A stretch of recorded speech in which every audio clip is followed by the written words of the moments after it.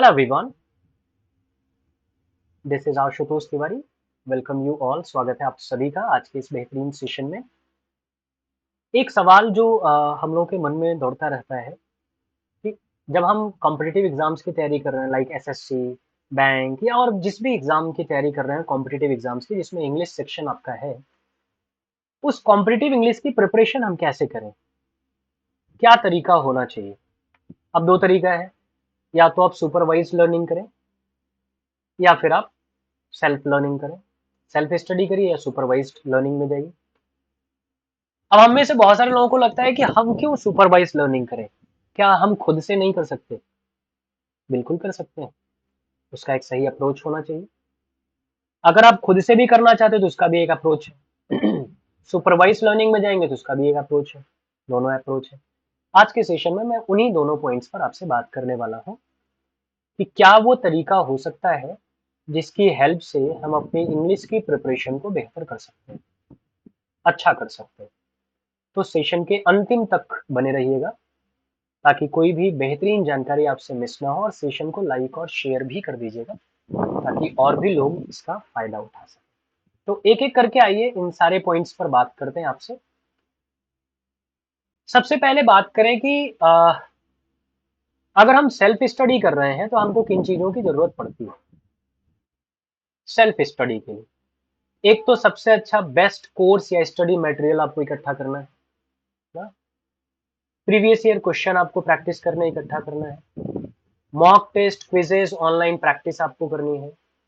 उसके बाद सारे टॉपिक्स के रिवीजन करने। ये चार स्टेप हमारे पास है। जब हम सेल्फ स्टडी करते हैं तो हमको इसको करना है। अब सबसे पहला सवाल है, बेस्ट स्टडी कोर्स या स्टडी मटेरियल हम कैसे इकट्ठा करें। इंग्लिश का बेस्ट मटेरियल कहाँ मिलेगा, कौन सी बुक होगी जिसको हम पढ़ेंगे तो हमारा काम हो जाएगा। There are a lot of books in the market, बहुत सारी किताबें हैं। और कोई भी किताब आपको ये नहीं कहेगी कि हम गलत लिखे हैं या हम गलत बताते हैं। हम ही अच्छा बताते हैं, हमारी बुक से सारे क्वेश्चन आएंगे, ये सब बता रहे हैं। बुक जितनी भी मार्केट में है सब अच्छी है। कोई भी बुक आप उठाइए, बस आपको अपना सिलेबस देखना है। देखना है कि क्या सिलेबस के अकॉर्डिंग सारी चीजें हैं। कभी भी कोई भी कह रहा है मेरी बुक बहुत अच्छी है, मैंने बहुत अच्छा लिखा, मैंने ये किया, मैंने वो किया, कुछ नहीं। आप उसकी बुक उठाइए, अपना सिलेबस उठाइए, उसकी बुक से सिलेबस मैच कराइए, क्या सारी चीजें वहां पर है। बहुत बढ़िया। दूसरा, अगर आपको और इवेल्युएट करना है तो जो प्रीवियस ईयर क्वेश्चन है उनको उठाकर देख लीजिए, क्या उस टाइप के क्वेश्चन, उस टाइप के रूल्स आपकी बुक में एक्सप्लेन है, तो बुक अच्छी है, वो बुक ले लेना है। बहुत सारी किताबें हैं, कोई भी उठा लो, मैं कोई पर्टिकुलर नाम नहीं लूंगा, किसी की भी बुक उठा लीजिए। इंग्लिश में किताबें सब अच्छी लिखी हुई, बस उसमें प्रैक्टिस क्वेश्चन ज्यादा होने चाहिए, ये ध्यान रखना। उसके बाद एक बुक या फिर आपको ऑनलाइन मटेरियल मिल जाएगा प्रीवियस ईयर का, उसको आप प्रिंट करा लेंगे। मॉक टेस्ट और क्विजेस, अगर आप किसी प्लेटफॉर्म से जुड़ गए वहां मिल रहा है तो ठीक है, नहीं तो बुक उसकी भी मिलेगी। उसके लिए भी आपको प्रैक्टिस बुक निकालना है और प्रैक्टिस करते रहना है ना, जिसमें नए क्वेश्चन मिल जाए। मॉक टेस्ट जो हो, मॉडल पेपर हो, उसको सॉल्व कर लीजिए।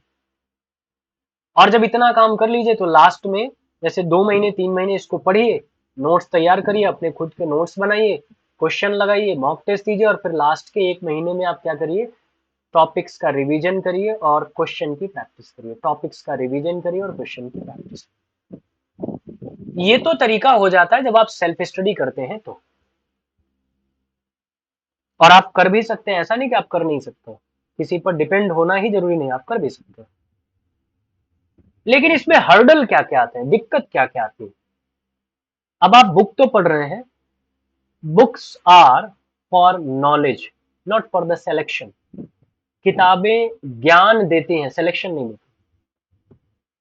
किताब में जो ज्ञान है उसको अप्लाई कैसे करना है ये सिलेक्शन देता है।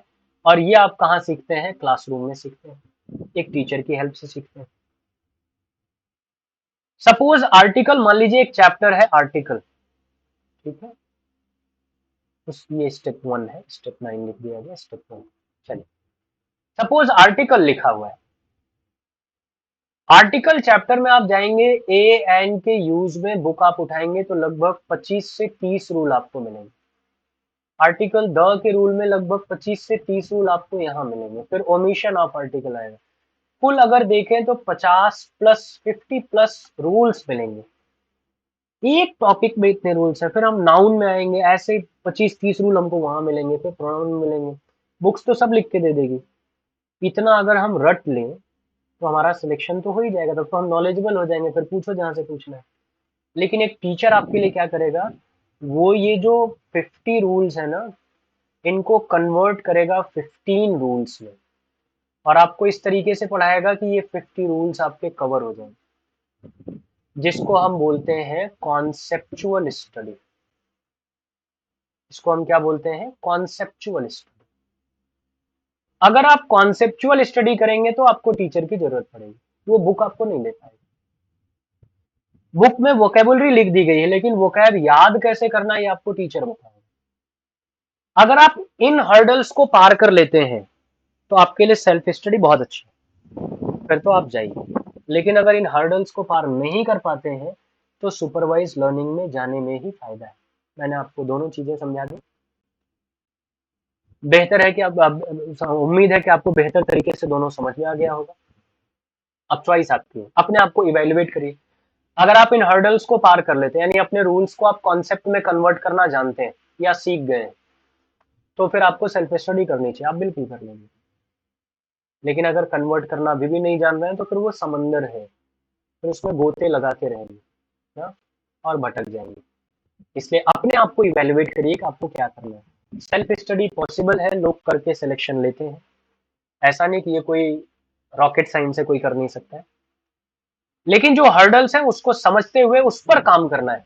अगर वो हर्डल हम पार कर गए, आहा क्या बात है, फिर तो हम अपने से ही सब कुछ कर लेंगे ना, फिर मजा आ जाएगा। फिर उन हर्डल्स को नोटिस जरूर करिए जो लोग सेल्फ स्टडी के लिए जाना चाहते हैं। उन हर्डल्स पर कॉन्सेप्ट कैसे बिल्ड होगा, क्योंकि अब जो क्वेश्चन आपसे पूछते हैं ना, वो पॉइंटेड क्वेश्चन नहीं है, कॉन्सेप्चुअल क्वेश्चन पूछे जा रहे हैं। इसलिए इस चीज का ध्यान रखना, वो कॉन्सेप्ट पर काम करना है। कॉन्सेप्ट बिल्ड हो जाएगा, बहुत अच्छा, हम खुद से भी चीजों को बेहतर करना। अब चॉइस आपकी है कि आप सेल्फ स्टडी में जाएंगे या कॉन्सेप्चुअल स्टडी में जाएंगे, चॉइस आपकी है। मिलेंगे अगले सेशन में कुछ और बेहतरीन जानकारी के साथ। तब तक के लिए आपसे लेते हैं विदा। स्वस्थ रहिए, मस्त रहिए, हंसते मुस्कुराते रहिए। Thank you so much.